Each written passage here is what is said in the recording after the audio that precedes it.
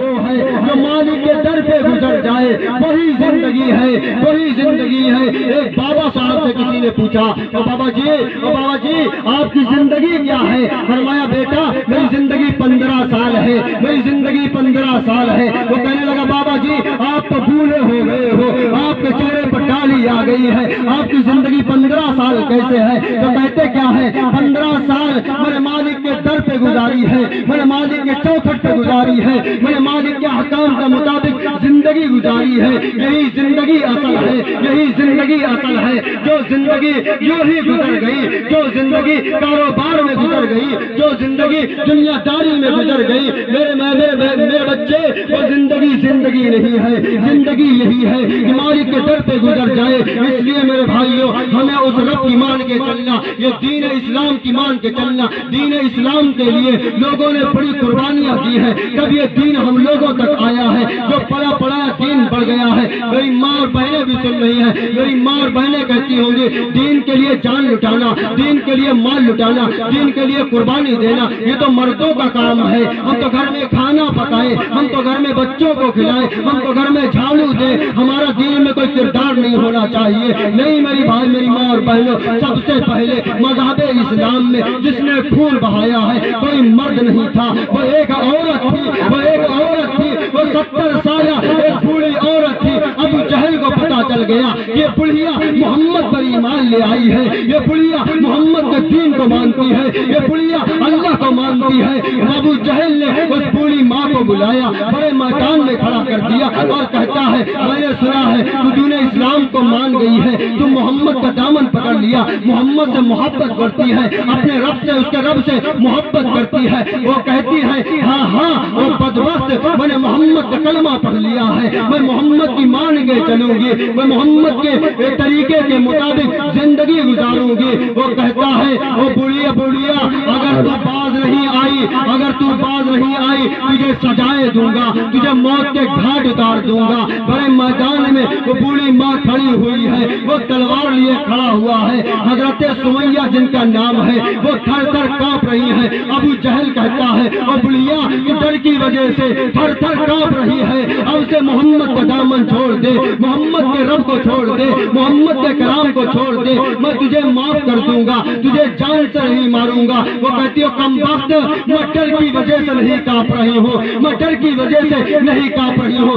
بلکہ میرے بدن میں کمزوری ہے، میری عمر 70 سال ہے، اس کی وجہ سے میں کانپ رہی ہوں۔ فقض ما انت قاض، جو چاہے کر لے، مجھے کوئی حذر کا نہیں ہے۔ تو یہاں قتل کرے گا میں رب کی بارگاہ میں جاؤں گی، میرا رب میرا استقبال کرے گا، میرا رب مجھے سینے سے لگائے گا، میرا رب مجھے جنت کے جام پلائے گا، میرا رب مجھے جنت کی مسحریوں پہ لٹائے گا، میرا رب میری خدمت کے لیے جنت کے گلوان لائے گا، گلمان لا کے دے گا، میرا رب میری خدمت کے لیے گھوڑے لگا دے گا، میرا رب میرا استقبال کرے گا۔ فقض ما انت قاض، جو تجھے کرنا ہے کر لے۔ ہاں ابو جہل ہے، تمام لوگ ہیں، مجمع ہے، ادھر ابو سمیہ کو کھڑا کیا، ادھر رسہ ان کے پیر میں باندھا اور ادھر اونٹ میں باندھ دیا، ادھر رسہ پیر میں باندھا، غالباً گھوڑا ہے ادھر گھوڑے میں باندھ دیا۔ ابو جہل کھڑا ہو گیا، ادھر والے گھوڑے کو ادھر دوڑا دیا، ادھر والے گھوڑے کو ادھر دوڑا دیا، اور بیچ میں کم بخت نے پرچھا مارا، تلوار ماری۔ 70 سالہ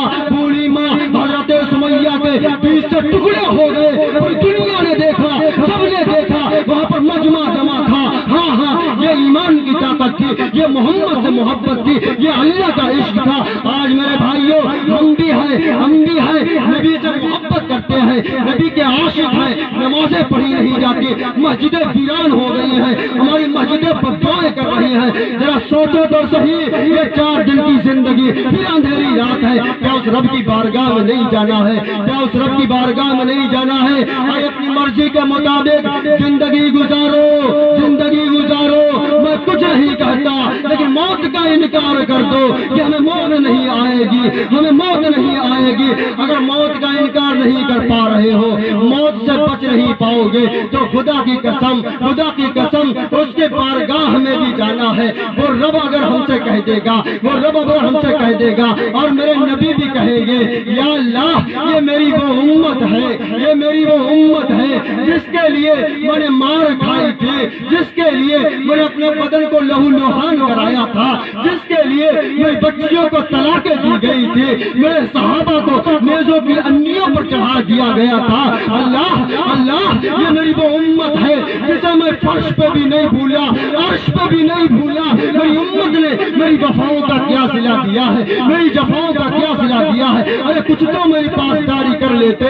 میری امت نے تو میرے دین کو چھوڑ دیا ہے، جس دین کے لیے حضرت سمیہ نے بدن کے ٹکڑے کرائے، حضرت لبینہ کی چمڑی دھوئی گئی، حضرت زنیرہ کی آنکھیں نکالی گئی، حضرت امام احمد بن حنبل کے کوڑے لگائے گئے، حضرت امام ابو حنیفہ کا جنازہ جیل سے نکلے۔ ہاں ہاں ہاں ہاں جس دین کے لیے صحابہ نے اپنا تن من دھن سب کچھ لگا دیا، اور یہ دین پھر پلا پلا پلا پلتے پلتے اور بڑھتے بڑھتے ہم لوگوں تک آیا ہے۔ ہم نے اس دین کی قدر نہیں کری ہے، ہم نے اس دین کی قدر نہیں کری ہے۔ میرے بھائیوں میرے بھائیوں میرے بھائیوں، اللہ کے واسطے اللہ کو اپنا لو۔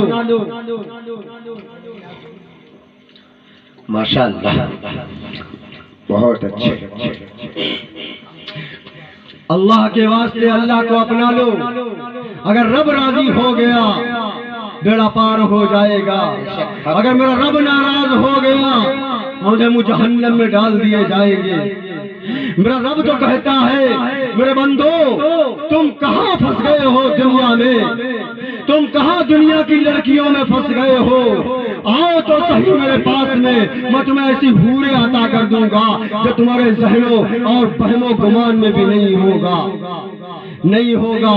اس لیے میرے بھائیوں آپ سے میں منتیں کر رہا ہوں، سماجت کر رہا ہوں کہ اس رب کی مان کے چلو، ایک دن موت آ جائے گی، ہم سب رب کی بارگاہ میں چلے جائیں گے، ہم سب رب کی بارگاہ میں چلے جائیں گے۔ میرا نبی کہتا ہے میرے امتی الصلاۃ، نماز کو نہیں چھوڑنا، نماز کو نہیں چھوڑنا۔ ہم نے نمازوں کو تاک میں سجا ڈال دیا ہے اور تالا ڈال کے کنجی چابی کو سمندر میں پھینک دیا ہے۔ بتلاؤ یہ مسجدیں بد دعائیں کر رہی ہیں، علماء سمجھا رہے ہیں کہ اللہ کے واسطے نمازیں پڑھو۔ جس نے نماز نہیں پڑھی گویا اس نے کفر کر لیا، گویا اس نے کفر کر لیا۔ میرے نبی پاک علیہ الصلوۃ والسلام کہتے ہیں، میرے نبی پاک علیہ الصلوۃ والسلام کہتے ہیں میرا دل چاہتا ہے میں ان کے گھروں کو آگ لگا دوں جو جماعت میں آنے کی سستی کرتے ہیں۔ ہاں نماز تو پڑھتے ہیں لیکن جماعت سے نہیں پڑھ پاتے ہیں۔ میرا دل کرتا ہے میں ان کے گھروں کو آگ لگا دوں جو نماز ہی کو چھوڑتے ہیں۔ ان کے بارے میں کیا خیال ہوگا، ان کے بارے میں کیا خیال ہوگا۔ اس لیے میرے بھائیوں نماز کی پابندی کرے، اپنے رب کو اپنائے، اللہ کی بارگاہ میں جائیں۔ آج ہم لوگ مؤذن کہتا حیا علی الصلاۃ، آؤ نماز کو، آؤ اللہ کے گھر کی طرف۔ اللہ نے ہمارے پیر دیے ہیں، ان میں طاقت دی ہے، لیکن اللہ کے گھر کی طرف نہیں چلتے ہیں، اللہ کے گھر کی طرف نہیں جاتے ہیں۔ ایسے لوگ اس امت میں آئے ہیں جو پیروں کے بل نہیں بلکہ اپنے پلکوں کے بل اللہ کے گھر گئے ہیں، اپنی پلکوں کے بل اللہ کے گھر گئے ہیں۔ میں یہ مبالغہ کر رہا ہوں۔ حضرت ابراہیم ابن ادہم بہت بڑے اللہ ولی ہیں، اللہ کے برگزیدہ بندے ہیں، اللہ کے برگزیدہ بندے ہیں۔ وہ اللہ کے گھر کو جاتے ہیں، میں اللہ کے گھر کو جاؤں گا، اللہ کے گھر میں سجدہ کروں گا، میرا رب مجھے دیکھ کے خوش ہو جائے گا کہ میرا بندہ دنیا سے نکل کر کے میرے گھر میں آ گیا ہے۔ 2 رکعت نماز نفل پڑھتے ہیں، پھر مصلی بچھاتے ہیں، پھر مصلی بچھاتے ہیں، پھر 2 رکعت نماز نفل پڑھتے ہیں، پھر 1 قدم اٹھاتے ہیں، پھر 2 رکعت نماز نفل پڑھتے ہیں، پھر 1 قدم اٹھاتے ہیں، پھر 2 رکعت نماز نفل پڑھتے ہیں۔ اس طریقے سے اللہ کا ولی حضرت ابراہیم ابن ادہم اللہ کے گھر پہنچا 14 سال میں۔ کتنے میں؟ 14 سال میں۔ تو میں اسی کو کہہ رہا ہوں کہ ہم پیروں کے بل نہیں بلکہ پلکوں کے بل لوگ گئے ہیں۔ ایسے لوگ بارگاہ الہی میں کھڑے ہوں گے اور ایک ہم بھی کھڑے ہوں گے۔ اس لیے میرے بھائیوں اللہ نے یہ زندگی دی ہے، اللہ نے یہ زندگی دی ہے، اس رب کو راضی کر لو، اس رب کو راضی کر لو۔ اگر رب کو راضی نہیں کیا میرے بھائیوں خسارہ ہی خسارہ ہے، خسارہ ہی خسارہ ہے۔ جاؤ اس اللہ کی جہنم کو پانی سے بجھا دو اور جنت کو آگ لگا دو اور مرنے سے انکار کر دو، جو مرضی چاہو کرو، جو مرضی چاہے کرو، مجھے کوئی ڈر نہیں ہے۔ لیکن میرے بھائی جہنم کے منہ پر کھڑے ہوئے ہیں، میرا دل چاہتا ہے کہ میرا میرے بھائی جہنم میں نہ گر جائے، میں اس کو نکالنے کی کوشش کرتا ہوں، میں اس کو نکالنے کی کوشش کرتا ہوں۔ اس لیے میرے بھائیوں آپ سے بہت معدبانہ درخواست ہے، اس اللہ کی مان کے زندگی گزارو، وہ رب ہم سے راضی ہو جائے تو سمجھو سب کچھ راضی ہو گیا، دنیا کی تمام مخلوقات ہم سے راضی ہو جائیں گی۔ میں نے حدیث پڑھی تھی، لا یؤمن احدکم، تمہارا ایمان مضبوط نہیں ہو سکتا کب تک؟ جب تک کہ اللہ اور اللہ کے رسول کی محبت اپنی جان سے زیادہ ہمارے دل میں نہ آ جائے، جب تک ہمارا ایمان کامل نہیں ہو سکتا۔ حضرت عمر آئے، فرمایا یا رسول اللہ میں آپ سے بہت محبت کرتا ہوں، مجھے آپ سے بہت زیادہ پیار آتا ہے، مجھے آپ سے بہت زیادہ لاڈ آتا ہے۔ اللہ کے نبی نے کہا عمر کہ اپنی جان سے بھی زیادہ آتا ہے؟ فرمایا نانا یا رسول اللہ مجھے اپنی جان زیادہ پیاری ہے۔ اللہ کے نبی نے فرمایا تمہارا ایمان مکمل نہیں ہوا ہے، جاؤ تمہارا ایمان مکمل نہیں ہوا ہے۔ پھر حضرت عمر آتے ہیں، فرماتے یا رسول اللہ مجھے اپنی جان سے بھی زیادہ آپ محبوب ہیں۔ اللہ کے نبی نے فرمایا اب آپ کا ایمان مکمل ہو گیا ہے۔ ایک مرتبہ بارگاہ نبوت میں اپنے ماموں کا سر کاٹ کے لائے، فرمایا یا رسول اللہ یہ میرے ماموں کا سر ہے۔ فرمایا آپ نے یہ کیوں کیا؟ فرمایا یا رسول اللہ وہ آپ کو گالی بکتا ہے، آپ کی شان میں گستاخی کرتا ہے، میری غیرت نے یہ گوارا نہیں کرا کہ میری آنکھوں کے سامنے میرا ماموں اور میرا ماموں تو ماموں اگر میری ماں اور میرا والد بھی آپ کی شان میں گستاخی کرے گا اس کے بھی سر کو جدا کر دوں گا۔ یہ محبت ہے میرے بھائیوں، یہ محبت ہے میرے بھائیوں۔ اس لیے میرے بھائیوں اللہ کے گھر کو آباد کریں اور اللہ سے رو رو کر کے دعائیں مانگے۔ یہ مہینہ آگے آ رہا ہے رمضان المبارک کا، اس میں اگر ہم آپس میں لڑے ہیں تو آپس میں صلح کر لیں اور کہہ دے میرے بھائی مجھے معاف کر دے، یہ رب کو راضی کرنے کا مہینہ آیا ہے۔ میرے بھائی مجھے معاف کر دے، یہ رب کو راضی کرنے کا مہینہ آیا ہے۔ یہ رمضان المبارک کا مہینہ بڑی برکتوں والا مہینہ ہے، بڑی رحمتوں والا مہینہ ہے۔ رمضان المبارک کے ہر رات میں رب کہتا ہے میرے گنہگار بندو تم کہاں سوئے ہو، آؤ تو صحیح مجھ سے مغفرت کی طلب کرو، میں تمہارے گناہوں کو بخش دوں گا۔ بے اولادو مجھ سے اولاد مانگو، میں تمہیں اولاد دے دوں گا۔ ارے پریشان حالو پریشانیوں سے نجات مانگو، میں پریشانی کا حل تم سے پریشانیوں سے نجات دے دوں گا۔ او قرض دارو آؤ مجھ سے شکوہ کرو تو صحیح، مجھ سے شکوہ کرو تو صحیح، مجھ سے گلہ کرو تو صحیح،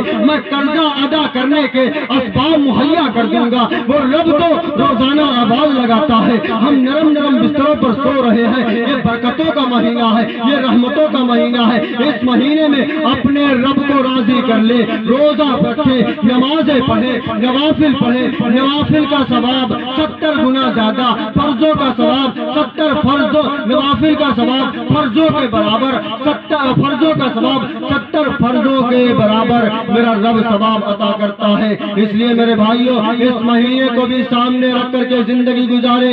میں اپنی ماں اور بہنوں سے بھی کہتا ہوں یہ مہینہ بڑی برکتوں والا ہے، اس مہینے میں اللہ کو راضی کر لو، اگر اللہ راضی ہو گیا سب کچھ ہو جائے گا۔ اب میں اپنی اصل بات پہ آ رہا ہوں جو مجھے موضوع دیا گیا تھا کہ تھوڑا بہت مسجد پہ بول دینا۔ دیکھیے میرے نبی نے فرمایا من بنا للہ مسجدا بنى اللہ لہ بیتا فی الجنہ، جو بھی اللہ کے گھر کو بنائے گا، جو بھی اللہ کی مسجد کو بنائے گا، رب ذوالجلال اس کے گھر کو جنت میں بنائے گا۔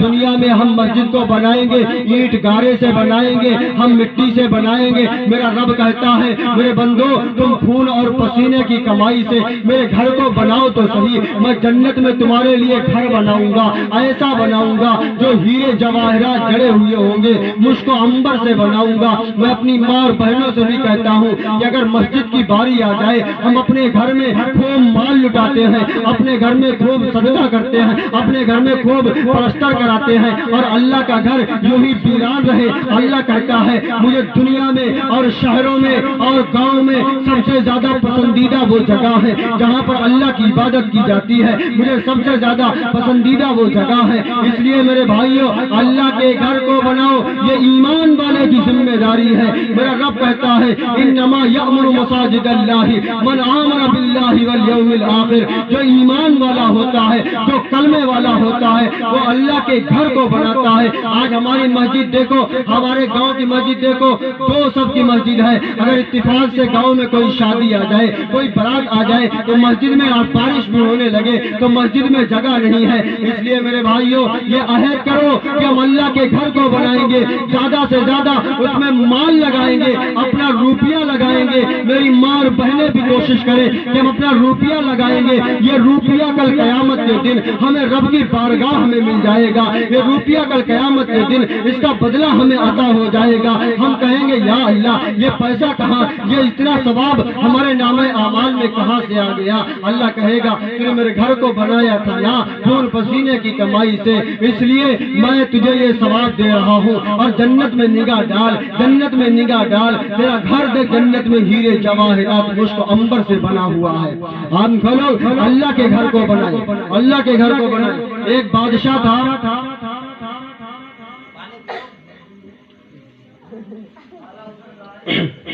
ایک بادشاہ تھا، وہ اللہ کے گھر کو بنا رہا تھا اور اس نے یہ اعلان کر دیا کہ اس اللہ کے گھر میں مسجد میں صرف میرا پیسہ لگے گا، کسی اور کا پیسہ نہیں لگے گا، کوئی اگر دے گا بھی تو قبول نہیں کیا جائے گا۔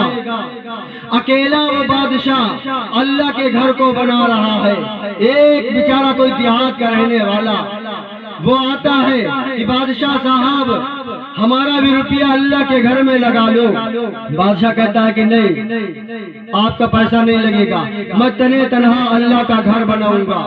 وہ کہتا ہے کسی طریقے سے میں اس میں اپنا مال، اپنا روپیہ اللہ کے گھر میں لگاؤں گا۔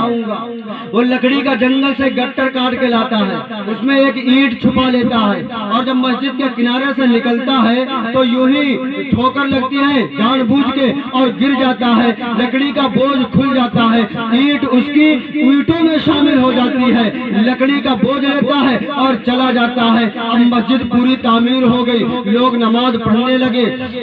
ایک دن بادشاہ سویا ہوا ہے، اس کو خواب میں آتا ہے کہ جنت میں ہے اور جنت میں بہت خوبصورت محل ہے، بہت عالی شان محل ہے اور اسی کے سامنے ایک اور بہت عالی شان محل ہے۔ یہ پوچھتا ہے فرشتوں یہ محل کس کا ہے؟ فرشتے کہتے ہیں بادشاہ اے اللہ کے بندے یہ محل تیرا ہے، یہ محل سامنے کس کا ہے؟ یہ محل اس کا ہے جس نے اس اللہ کے گھر میں حصہ لیا، اپنے مال کو لگایا۔ بادشاہ کی آنکھ کھل گئی، کہنے لگا کہ میں نے کسی کا مال تو اللہ کے گھر میں لگایا نہیں ہے، کہ یہ محل کیسے آ گیا ہے؟ ایک دن سویا کوئی خواب نظر آیا، دوسرے دن سویا کوئی خواب نظر آیا، تیسرے دن سویا کوئی خواب نظر آیا کہ ایک تو اپنا محل ہے، اس کے بالکل سامنے ایک اور محل ہے۔ اس نے لوگوں کو بلایا، مستری کو بلایا، لیبر کو بلایا اور کہنے لگا کہ مجھے یہ بتلاؤ اس میں کس کا مال لگا، اس میں کس کی دولت لگی، اس میں کس کی دولت لگی ہے؟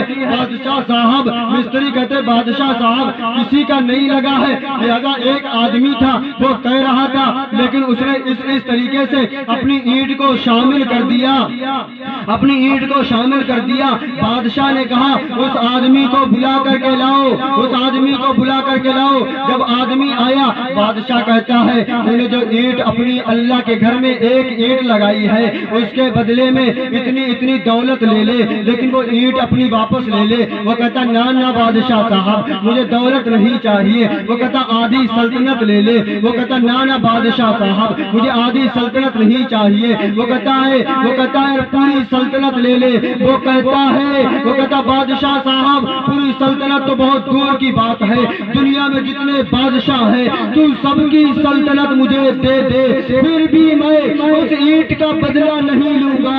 وہ رب جو روزانہ تجھے خواب دکھلا رہا ہے، جنت میں تیرا محل دکھلا رہا ہے، 3 دن سے تیرا محل دکھلا رہا ہے، وہ رب بھی مجھے وہی خواب 3 دن سے دکھلا رہا ہے کہ ایک میرا بھی محل ہے جنت میں، ایک بادشاہ کا بھی محل ہے جنت میں، ایک اینٹ کے بدلے میں رب نے اس کا جنت میں محل بنا دیا۔ بادشاہ کا بھی محل ہے، ایک اس کا بھی محل ہے جس نے ایک اینٹ شامل کر دی۔ میرے بھائیوں، یہ اللہ کا گھر ہے، ہم نے اپنے گھر کو بنایا، خدا کی قسم ہم اللہ کے گھر کو بنائیں گے۔ رب ذوالجلال جنت میں ہمارا گھر بنائے گا، ہمارا گھر بنائے گا، ہمارا گھر بنائے گا۔ اس لیے خون اور پسینے کی کمائی سے ہمیں اپنا گھر بنانا ہے۔ صحابہ کے عمل کو دیکھو، اللہ کے نبی منبر پر بیٹھے ہیں اور چندہ کرتے ہیں اور کہتے ہیں صحابہ مسجد نبوی کی چھت ہے، مسجد نبوی کی چھت ہے، اس کے اوپر چھت نہیں پڑی ہے، یوں کھجوروں کی چھت پڑی ہوئی ہے۔ اللہ کے نبی مسجد نبوی میں ہے، آسمان پر بادل منڈلا رہے ہیں، آسمان سے بارش ہونے والی ہے۔ صحابہ مسجد نبوی میں ہے، مسجد نبوی کا چھت بھی نہیں ہے۔ اللہ کے نبی منبر پہ جاتے ہیں، نماز پڑھتے ہیں اور جیسے نماز کی نیت باندھے ہیں، دھیرے دھیرے آسمان سے بارش ہونے لگتی ہے، آسمان سے بارش ہونے لگتی ہے۔ جب اللہ کے نبی نماز پڑھ کے السلام علیکم ورحمۃ اللہ کہہ کے